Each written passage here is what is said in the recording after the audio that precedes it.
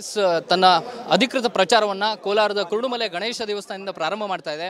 ಈ ಪ್ರಾರಂಭೋತ್ಸವಕ್ಕೆ ಇದೀಗ ಸಚಿವ ಬೈರತಿ ಸುರೇಶ್ ಅವರು ಬಂದಿದ್ದಾರೆ. ಸರ್, ಈಗ ಯಾವ ರೀತಿಯ ಹೋರಾಟ ಇದು? ಬಿಜೆಪಿ ಅವರು ಹೇಳ್ತಾ ಇರೋದು ಧರ್ಮಯುದ್ಧ, ಒಂದು ರೀತಿಯಲ್ಲಿ ಸುಳ್ಳು ಮತ್ತು ಅಭಿವೃದ್ಧಿಯ ಪರವಾದಂಥ ಹೋರಾಟ ಅನ್ನುವಂಥ ಮಾತನ್ನು ಹೇಳ್ತಾ ಇದ್ದಾರೆ. ಸುಳ್ಳು ಬಿಜೆಪಿಯವ್ರ ಸುಳ್ಳು, ಕಾಂಗ್ರೆಸ್ ಅವ್ರದ್ದು ನಿಜ.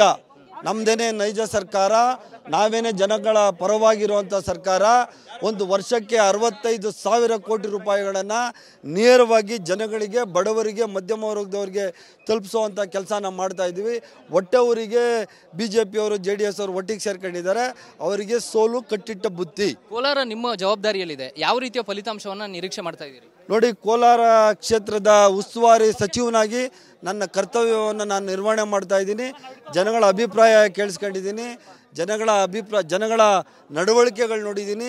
ಇಡೀ ಕೋಲಾರ ಕ್ಷೇತ್ರದ MP ಕ್ಷೇತ್ರದ ಜನತೆ ಕಾಂಗ್ರೆಸ್ ಪಕ್ಷದ ಪರವಾಗಿದ್ದಾರೆ, ನಮ್ಮ ಗೌತಮ್ರವರ ಪರವಾಗಿದ್ದಾರೆ.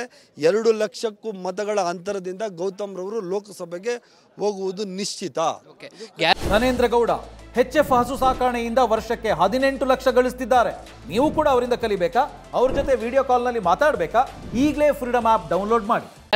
ಗ್ಯಾರಂಟಿಗಳ ವಿಚಾರದಲ್ಲಿ ಸಾಕಷ್ಟು ಟೀಕೆಗಳನ್ನ ಮಾಡ್ತಾ ಇದ್ದಾರೆ. ಸರ್ಕಾರ ಈ ಗ್ಯಾರಂಟಿಗಳನ್ನ ಲೋಕಸಭೆ ಬಳಿಕ ಸ್ಥಗಿತ ಮಾಡಿಬಿಡುತ್ತೆ ಅನ್ನೋ ಕುಮಾರಸ್ವಾಮಿ ಅವರ ಹೇಳಿಕೆ. ಕುಮಾರಸ್ವಾಮಿ ಅವರ ಮಾತಿಗೆ ನಾನು ಉತ್ತರವನ್ನು ಕೊಡಬೇಕಾಗಿಲ್ಲ. ಅವರೇನು ಮುಖ್ಯಮಂತ್ರಿಗಳಲ್ಲ. ಕುಮಾರಸ್ವಾಮಿ ಅವರು ಇರೋದು 19 ಸೀಟು, ನಮ್ದಿರೋದು 136 seat. We are in the majority, we are in the government, we have to say what we are going to do. ಎಲ್ಲದು ನಮ್ಮ ಮಂತ್ರಿಗಳು ಹೇಳಿದಾರಾ? ನಮ್ಮ ಯಾರಾದರೂ ಮುಖ್ಯಮಂತ್ರಿಗಳು ಹೇಳಿದಾರಾ? ಉಪಮುಖ್ಯಮಂತ್ರಿಗಳು ಹೇಳಿದಾರಾ? ಕುಮಾರಸ್ವಾಮಿ ಅವರು ಹೇಳ್ದಂಗೆ ನಾವೇನು ಸರ್ಕಾರ ನಡೆಸೋವಂಥ ಅವಶ್ಯಕತೆ ಇಲ್ಲ. ಈ ರಾಜ್ಯದ ಜನತೆ ನಮ್ಗೆ ಆಶೀರ್ವಾದ ಮಾಡಿದ್ದಾರೆ. ಆ ಜನಗಳ ಆಶೀರ್ವಾದದಿಂದನೇ ನಾವು ಆಡಳಿತಕ್ಕೆ ಬಂದಿರೋದು.